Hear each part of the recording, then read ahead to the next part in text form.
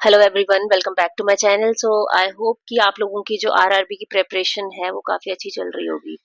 RRB के कुछ previous year के जैसे क्वेश्चंस मैंने पहले भी थोड़े से बताए थे। क्वेश्चंस मैंने इसलिए बताए थे कि आप लोगों को थोड़ा एक आइडिया हो जाए कि किस तरीके के क्वेश्चंस एग्जाम में आते हैं। और आई थिंक कि आपको आइडिया मिल भी गया होगा कि एग्जाम में बहुत ना हाई प्रोफाइल क्वेश्चंस नहीं आते हैं। The disease conditions will remain same, but the way they are framing the questions वो थोड़ा हमें पता होना चाहिए कि किस तरीके के क्वेश्चंस वो लोग फ्रेम करते हैं। तो इससे आपको पता चल गया होगा कि इजी क्वेश्चंस रहते हैं और इजी ही फ्रेम करते हैं वो। So let's not waste much of time. तो पहला क्वेश्चन क्या है हमारे पास, that is which one of the following is the method for effective control of pain in post operative patient and those who with the chronic pain। Question में क्या पूछा गया है कि पोस्ट ऑपरेटिव पेशेंट में या फिर जो पेशेंट को क्रोनिक पेन है उनमें से सब उन पेशेंट में पेन कंट्रोल करने का जो बेस्ट मेथड है वो कौन सा है। तो देखिए, क्रोनिक पेन है, एक्यूट पेन नहीं है, मतलब पुरानी पेन है, लंबे समय की पेन है, और नई पेन नहीं है, और पोस्ट ऑपरेटिव पेशेंट्स में जो पेन है उसका। मैंने आंसर्स वैसे साथ में ही इसलिए लिखे हैं ताकि आप लोगों को फटाफट रीड आप करें और फटाफट आंसर देके अपना नेक्स्ट क्वेश्चन मूव करें। तो पहला क्या है, ट्रांसम्यूकोजल रूट। ट्रांसम्यूकोजल रूट है। देन उसके बाद सेकंड ऑप्शन है parenteral route, transmucosal, parenteral, then transdermal and intraspinal. देखिए चार ऑप्शंस है हमारे पास जो करेक्ट आंसर है that is the transdermal route. Transdermal route में क्या होता है कि पैचेस होते हैं जिसको स्किन पे चिपकाया जाता है। पैचेस को स्किन पे लगाया जाता है और वो अप्रोक्सीमेटली 7 to 10 डेज के लिए कंटिन्यू 7 to 10 डेज के लिए मेडिसिन डिलीवर करते हैं। एक पर्टिकुलर अमाउंट ऑफ मेडिसिन रहती है जो उस पे लिखा होता है कि इतने पर मिनट या फिर पर आवर पर मिनट के हिसाब से इतनी मेडिसिन डिलीवर करेगा। तो उस हिसाब से वो मेडिसिन डिलीवर करते रहेंगे ताकि पेशेंट को पेन ना हो। तो इसकी जो कॉस्ट पड़ती है अप्रोक्सीमेटली जैसे 1000-1500 के अप्रोक्स आता है एक पैच। डिपेंड करता है कितना माइक्रोग्राम्स उसका जो मेडिसिन है वो डिलीवर होता है उसके हिसाब से।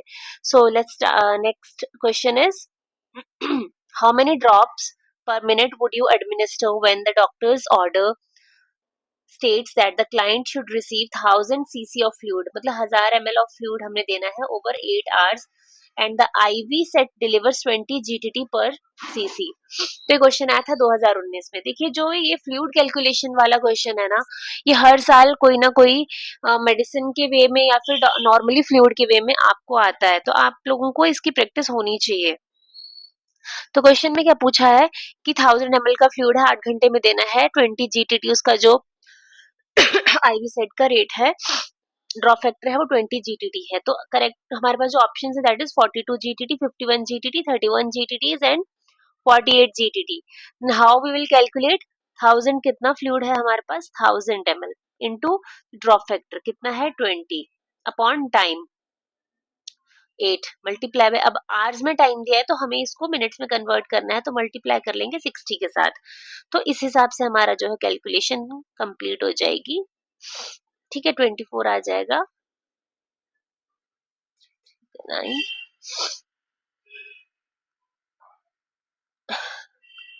पॉइंट लग नहीं रहा, यहाँ पे मैं लगाने की कोशिश कर रही हूँ। तो जब आप टोटल कैलकुलेट करेंगे तो ये 41.66 के अराउंड आएगा। तो जो हमारे पास करेक्ट आंसर है दैट इज ऑप्शन 1, क्योंकि 41.66 है, पॉइंट में तो अब फ्लूइड देंगे नहीं तो उसको हम राउंड फिगर कर लेंगे तो 41.66 विल गेट 42। तो जो करेक्ट आंसर है इज 42। तो 42 होगा हमारा करेक्ट आंसर, जो हमने ड्रॉप्स पर मिनट सेट करना है ताकि 1000 ml ऑफ फ्लूइड जो है पेशेंट को 8 घंटे में जा सके। सो चलिए नेक्स्ट क्वेश्चन है, क्या है हमारे पास, which complication of IV infusion लिखना था, कंफ्यूजन लिख दिया मैंने, सॉरी, यहाँ पे it is my mistake. Erase कर देती हूँ मैं इसको। इन्फ्यूजन, ठीक है, which complication of the IV infusion can cause pulmonary oedema और द हार्ट फेलियर। जब भी पेशेंट को आईवी फ्लूइड चढ़ाया जाता है तो हमें बहुत सारी चीजों का ध्यान रखना है। तो इस क्वेश्चन में वही चीज पूछी गई है कि आईवी फ्लूइड की कौन सी कॉम्प्लिकेशन है जो पेशेंट को पल्मोनरी एडिमा या फिर हार्ट फेलियर कॉज कर सकती है। ये क्वेश्चन आया था 2019 में। तो चलिए देखिए ऑप्शंस क्या क्या है, इन्फिल्ट्रेशन, सर्कुलेटरी ओवरलोड, और इन्फेक्शन और पायोजेनिक रिएक्शंस। देखिए फ्लूइड जब भी पेशेंट को चढ़ता है, जब भी कोई भी इन्वेजिव प्रोसीजर है, that is like there is a risk of infection, तो वो रिस्क ऑफ इन्फेक्शन तो किसी भी इन्वेजिव प्रोसीजर का रहेगा ही रहेगा। बट यहाँ पे पल्मोनरी एडिमा और हार्ट फेलियर का पूछा गया है, तो इसको जो करेक्ट आंसर है that is B, circulatory overload. Circulatory overload कब कब होगा? या तो हम डिजायर्ड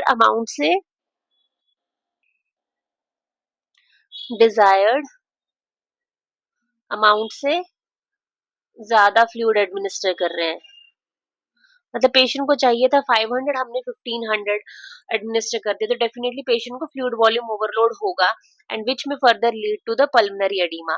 और या फिर हम मैसिव ट्रांसफ्यूजन कर रहे हैं, मैसिव ट्रांसफ्यूजन मतलब कि बोलस देना है पेशेंट को और ज्यादा अमाउंट में ज्यादा कम टाइम में दे दिया, ज्यादा amount of fluid in shorter period of time में दे दिया, दैट में also lead to the circulatory overload and जिसकी वजह से पेशेंट को पल्मोनरी एडिमा हो जाएगा। सो करेक्ट आंसर क्या है हमारे पास is B option, that is circulatory overload. So let's move to the next question. An abnormal accumulation of the fluid is known as, abnormal accumulation of fluid, abnormal fluid का इकट्ठा होना body में क्या बोला जाता है? तो ऑप्शन क्या है? नेक्रोसिस, एडिमा, इन्फ्लेमेशन और एपिस्टेक्सिस। तो नेक्रोसिस बोलेंगे? नहीं। एडिमा बोलेंगे? यस, हम एडिमा बोलेंगे। इन्फ्लेमेशन भी नहीं बोल सकते उसको और एपिस्टेक्सिस तो बिल्कुल नहीं बोलेंगे, तो correct answer is oedema, oedema बोला जाता है। तो एडिमा आप लोग दो तरीके का रहेगा, एक तो आपका जर्नलाइज जर्नल रहेगा, आप कहाँ कहाँ चेक करेंगे, और एक लोकल। जर्नल अगर एडिमा के सिम्टम्स आपने देखने होंगे तो आप देख सकते हैं आपका पेशेंट हार्ट फेलियर में चला जाएगा या तो रीनल फेलियर में, तो दीज आर द जनरल जो सिम्टम्स अपीयर होंगे। लोकल में क्या होगा? एडिमा होगा, फेशियल एडिमा भी हो सकता है, फेशियल या फिर एंकल्स में एडिमा, पिटिंग एडिमा।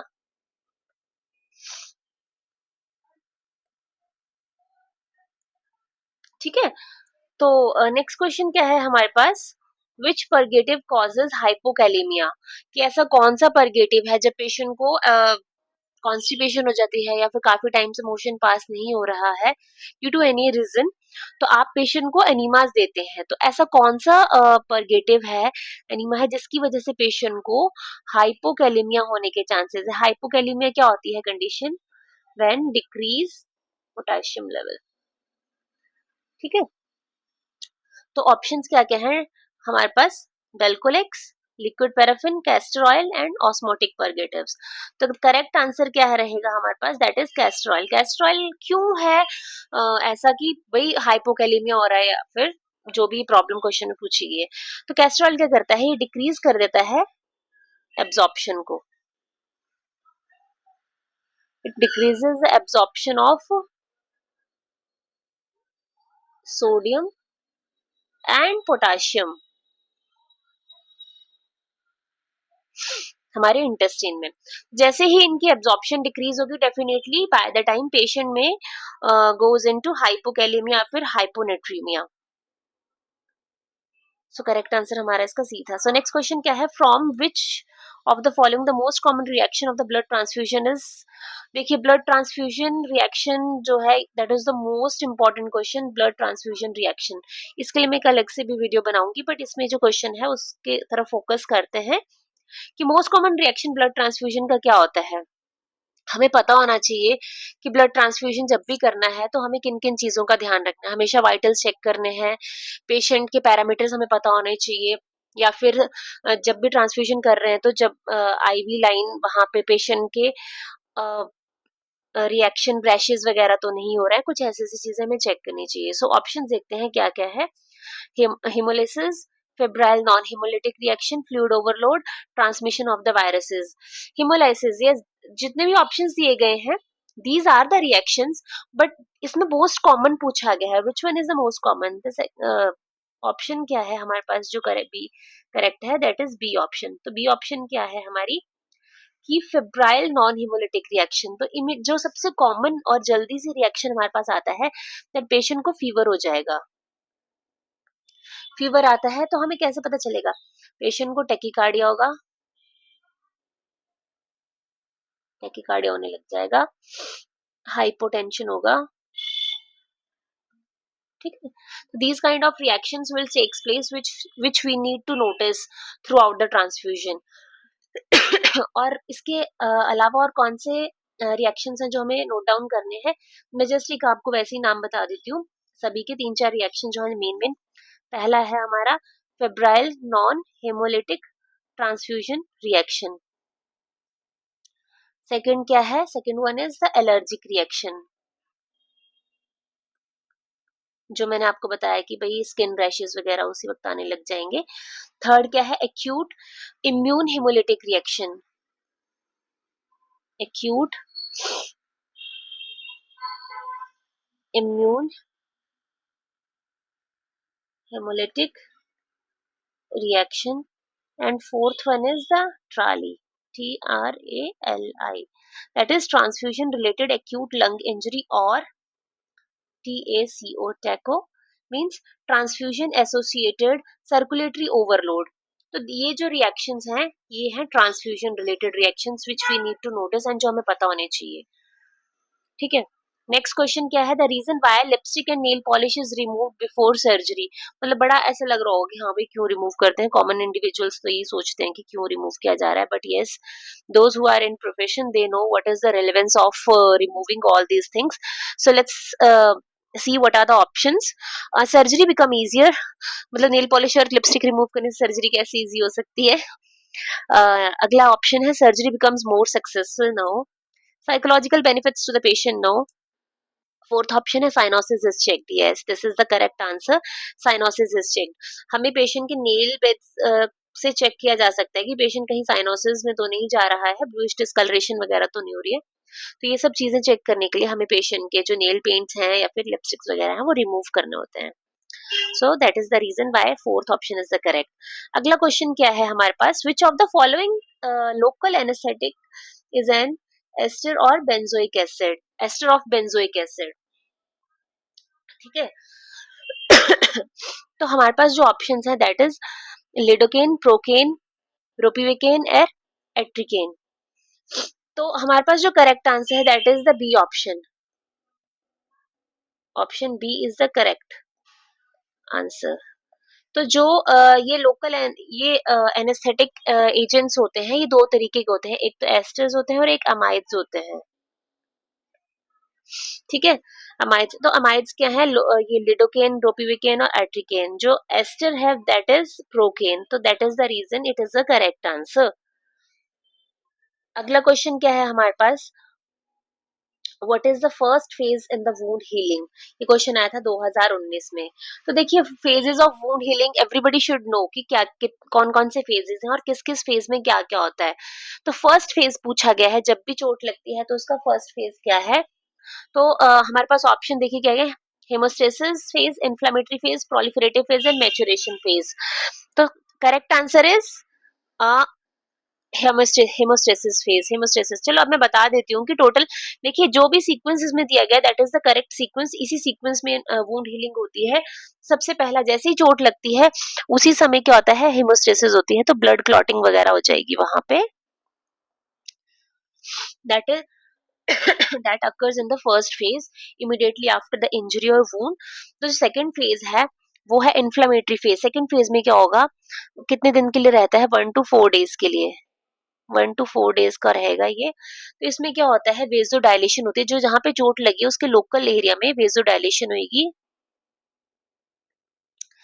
वेजो डायलेशन होती है वहां पे, और histamine and phagocytosis,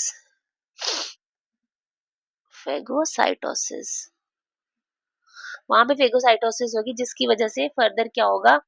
redness, local redness, या फिर वहां पे लोकल टेम्परेचर अगर आप चेक करेंगे तो हीट होगा, गर्म होगा, देन पेन होगी वहां पे, then swelling. These are the things which you need to notice. And the third phase that is proliferative phase. Proliferative phase will last from 5 to 20 days, 5 से 20 दिन का होता है। इसमें क्या होता है, ग्रेनुलेशन फॉर्मेशन होती है, granulation of the tissues.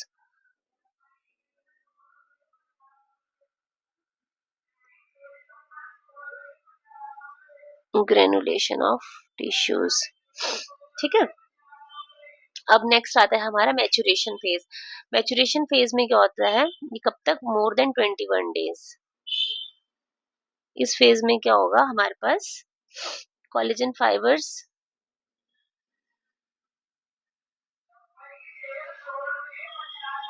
Collagen fibres continue to reorganise and gain the strength. मतलब बेसिकली जो स्कार फॉर्मेशन होती है ना, उसका जो साइज है वो रिड्यूस होना शुरू होता है। Collagen fibres will takes place, जिसकी वजह से जो स्कार फॉर्मेशन है, स्कार का जो साइज है वो रिड्यूस होना शुरू हो जाता है और नॉर्मल स्किन वहां पे बनना शुरू हो जाती है। सो नेक्स्ट क्वेश्चन क्या है हमारे पास, which type of crisis frequently used by the patient of all the ages. Crutches आना था, यहाँ पे मैंने क्राइसिस लिख दिया, सॉरी, CRUTCHS, बहुत मिस्टेक्स हो रही हैं। Okay, which type of the crutches frequently used by the patient of all type of ages on the short term basis। अगर हम बात करें शॉर्ट टर्म बेसिस की, तो हर एज ग्रुप के जो इंडिविजुअल्स हैं वो कौन से टाइप के क्रचेस हैं वो जो यूज करना प्रेफर करते हैं, फिर यूज करते हैं। तो लेट्स सी द ऑप्शंस क्या क्या हैं, platform crutches, Lofstrand crutches, extensive crutches और एक्सिलरी क्रचेस। तो इसका जो करेक्ट आंसर है that is the axillary crutches. आपने देखा होगा ना, जैसे ये, सॉरी डायग्राम बनाने लगी थी, ये कोई इंडिविजुअल है, तो ये उनकी आर्म्स है, तो यहाँ पे वो जो एक्सिला में क्रचेस यूज करते हैं, these are the axillary crutches. Okay, ये उनके अपनी नॉर्मल लेग्स हैं, तो ये क्रच है। तो जो यहाँ पे एक्सिला वाले क्रचेस यूज होते हैं, these are the axillary crutches, ठीक है। सो आई थिंक कि आप लोगों को इन क्वेश्चन से आइडिया होगा कि किस तरीके के क्वेश्चन वहां आते हैं। मैं और क्वेश्चंस जल्दी से अपडेट कर दूंगी। Thank you so much for like till the time and keep studying.